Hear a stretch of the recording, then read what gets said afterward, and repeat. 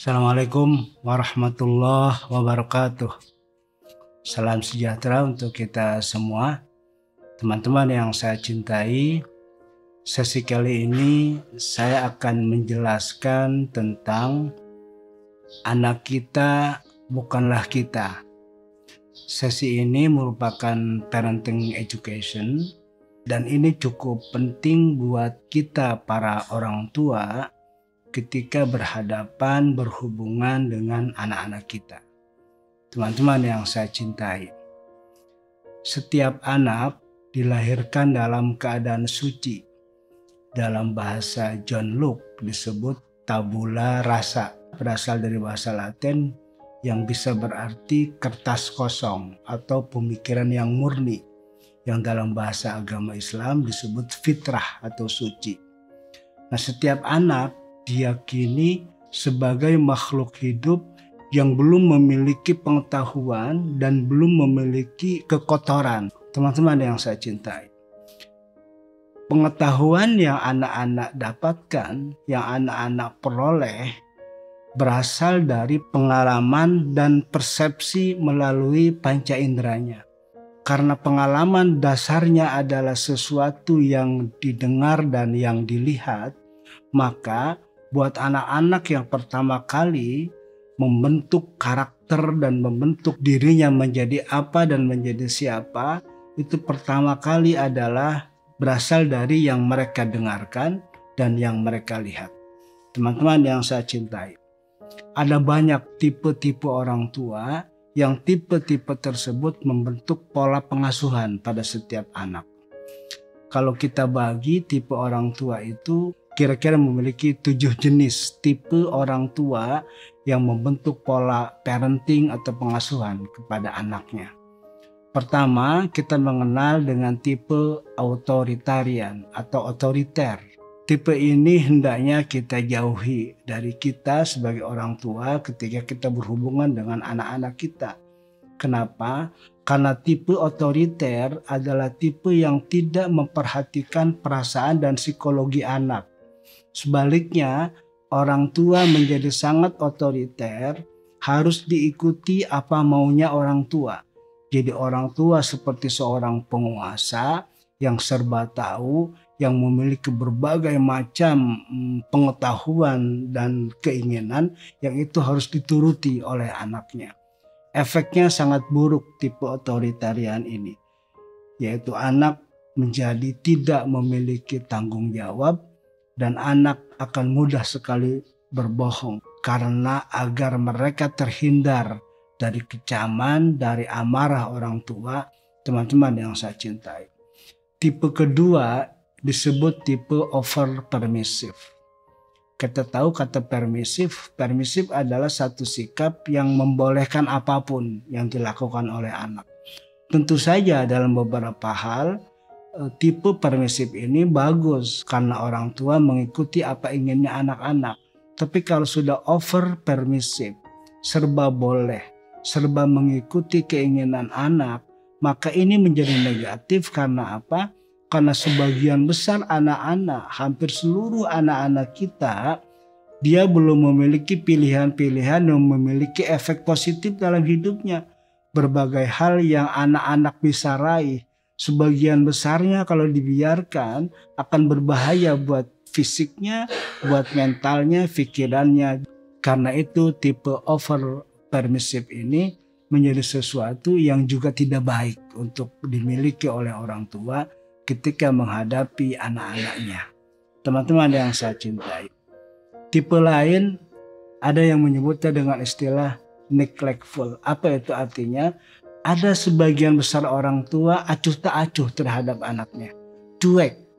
Dia tidak mau dipusingkan, dia tidak mau direpotkan. Karena itu diserahkan aja kepada anak maunya apa.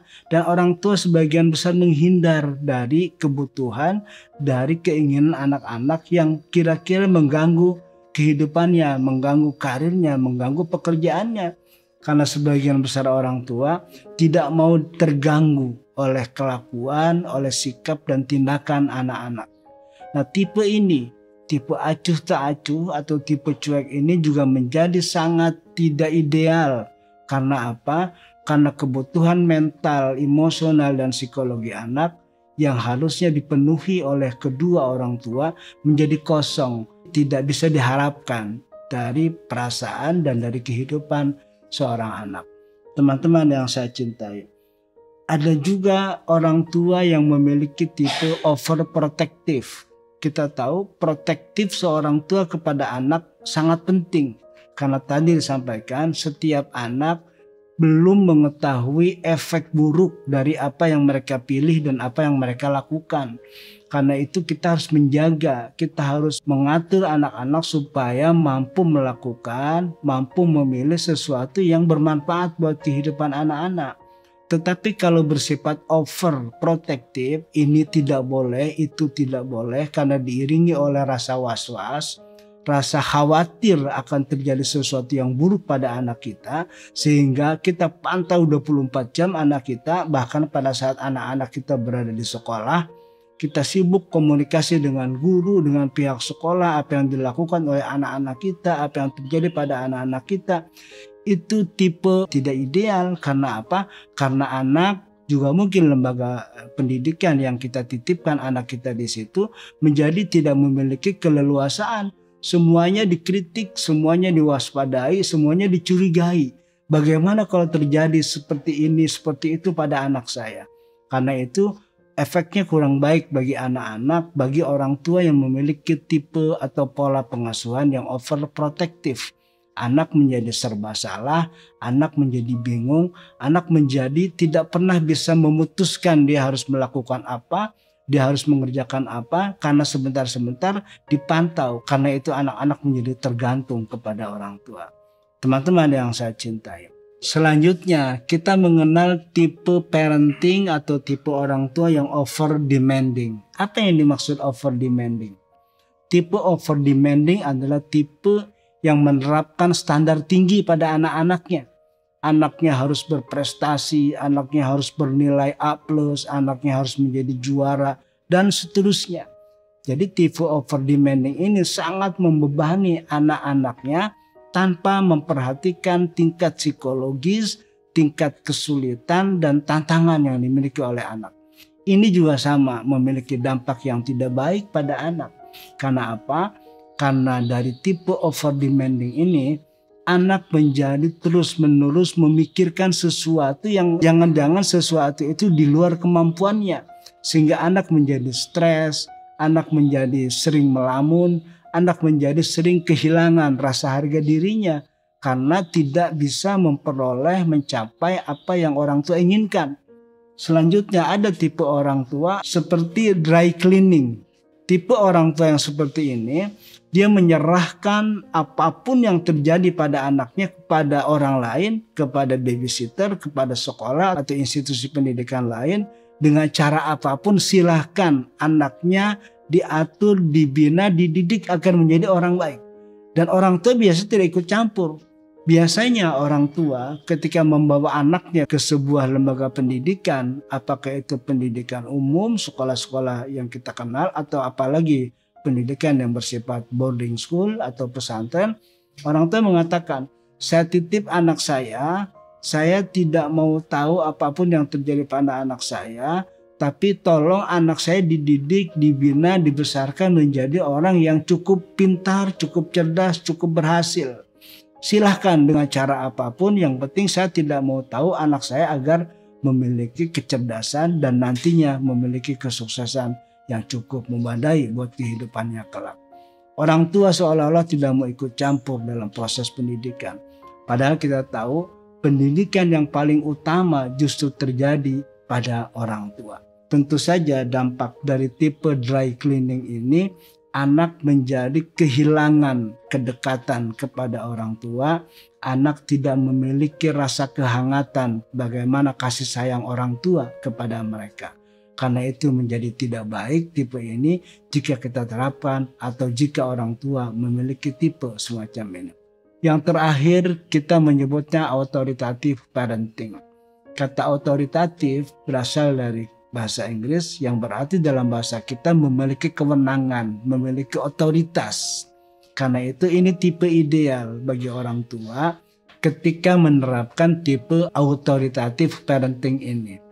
Di sini menjadi sangat penting untuk kita perhatikan karena orang tua yang memiliki tipe otoritatif ini pertama kali dia membangun suatu suasana yang membuat anak memiliki kebebasan tapi tetap bertanggung jawab. Orang tua memantau jika terjadi sesuatu yang memang akan membahayakan bagi anaknya, maka segera dicegahnya, segera diintervensi oleh orang tua. Tipe autoritatif ini selain membangun suasana yang penuh kebebasan tapi bertanggung jawab, tipe ini juga akan menerapkan suasana yang dialogis kepada anak-anak ketika mereka mengasuh anak-anaknya. Suasana dialogis ini menjadi sangat penting karena di situ ada unsur keterbukaan. Keterbukaan pada anak untuk bertanya, untuk memprotes, untuk melakukan mungkin penolakan dari berbagai macam permintaan atau tawaran dari orang tua. Karena suasana dialogis dibangun oleh orang tua kepada anak-anaknya, maka suasana interkoneksi, suasana interaktif antara orang tua dan anak-anak tumbuh menjadi sangat kondusif, tumbuh menjadi sesuatu yang membuat anak-anak memiliki peranan penting dalam hidupnya. Sehingga anak tumbuh menjadi orang yang bertanggung jawab, menjadi orang yang mandiri, dan menjadi orang yang memiliki berbagai macam alasan-alasan ketika orang tua atau dirinya sendiri memilih sesuatu yang akan mereka lakukan atau yang akan mereka perbuat. Efek positif dari tipe authoritative parenting ini adalah anak-anak kita nanti akan tumbuh menjadi manusia-manusia yang memiliki alasan ketika dia memilih sesuatu. Artinya dia memiliki tanggung jawab. Kenapa dia mengatakan ini? Kenapa dia memilih ini? Disertai dengan tanggung jawab. Karena itu tipe autoritatif ini ketika orang tua menerapkan peraturan di rumah, setiap peraturan dibicarakan kepada anaknya dengan ukuran-ukuran kemampuan anaknya dan disertakan alasan-alasannya. Kenapa anak-anak seusia TK misalnya, seusia playgroup belum boleh membuka handphone dengan seenaknya di sembarang waktu. Dijelaskan bagaimana efek buruk dari radiasi handphone, efek buruk dari film, tontonan, dan berbagai macam gambar-gambar yang ada pada handphone yang belum waktunya mereka lihat, belum waktunya mereka tonton, dengan berbagai macam efek buruk pada cara berpikir anak-anak, juga pada sikap dan perilaku anak-anak. Jadi berbagai macam larangan, juga berbagai macam perintah, semuanya disertai dengan alasan-alasan yang dijelaskan sesuai dengan ukuran kemampuan anak-anaknya. Kenapa tadi saya sampaikan tipe yang terakhir, tipe autoritatif menjadi ideal? Karena tipe itu memberi kesempatan anak-anak untuk tumbuh berdasarkan kemampuannya sehingga anak memiliki kemandirian yang cukup. Ini menjadi sangat penting karena zaman anak-anak yang nanti mereka akan hidup sudah jauh sekali dengan zaman kita orang tua ketika membesarkan anak-anak kita. Karena itu kita harus punya persepsi dalam kepala kita bahwa anak-anak kita bukanlah kita. Kita hanya memfasilitasi agar mereka tumbuh menjadi manusia yang baik, menjadi manusia yang mampu mengaktifasi semua potensi-potensi kebaikannya dalam kehidupan mereka, sehingga mereka menjadi orang-orang yang memiliki kemampuan hidup di abad yang hari ini kita belum tahu apa yang akan terjadi, apa yang akan mereka hadapi pada saat mereka remaja, dewasa. Teman-teman yang saya cintai, demikian apa yang bisa saya sampaikan. Saya akhiri, semoga ada manfaat buat kita semua. Assalamualaikum warahmatullahi wabarakatuh.